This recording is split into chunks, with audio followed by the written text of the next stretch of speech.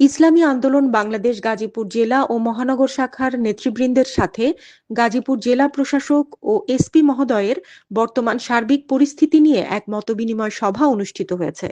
সভায় বক্তারা বলেন, ইসলামী আন্দোলন বাংলাদেশ গাজীপুর জেলা ও মহানগর শাখার অন্তর্গত বিভিন্ন থানা ও ওয়ার্ড শাখার নেতৃবৃন্দ দেশের এই অরাজক পরিস্থিতিতে বিভিন্ন ধর্মীয় উপাসনালয়, সরকারি গুরুত্বপূর্ণ স্থাপনা, বিশেষ করে এসপি অফিস, জেলা কারাগার, জেলা পুলিশ লাইন সহ বিভিন্ন থানা পাহারা দিচ্ছে।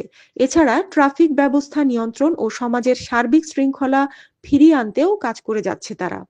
বক্তারা আরো বলেন, সন্ত্রাসী, চাঁদাবাজ, অসাধু ব্যবসায়ীদের সিন্ডিকেট ও অধিক মুনাফা গ্রহণ নিয়ন্ত্রণ, পরিবহন সেক্টরের চাঁদাবাজি, বিভিন্ন অপরাধমূলক কার্যক্রম বন্ধে প্রশাসনকে সাথে নিয়ে রাষ্ট্র ও সমাজের শৃঙ্খলা ফিরিয়ে এনে সাম্য, মানবিক মর্যাদা ও সামাজিক ন্যায় বিচার প্রতিষ্ঠার মাধ্যমে একটি সার্বজনীন কল্যাণ রাষ্ট্র প্রতিষ্ঠায় ইসলামী আন্দোলন বাংলাদেশ গাজীপুর জেলা ও মহানগর শাখা কাজ করে যাবে।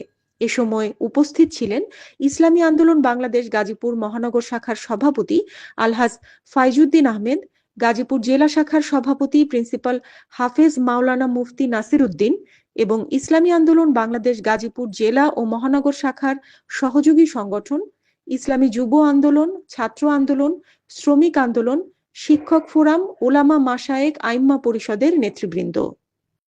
হানিন ইসলাম, সিএন বাংলা নিউজ ডেস্ক।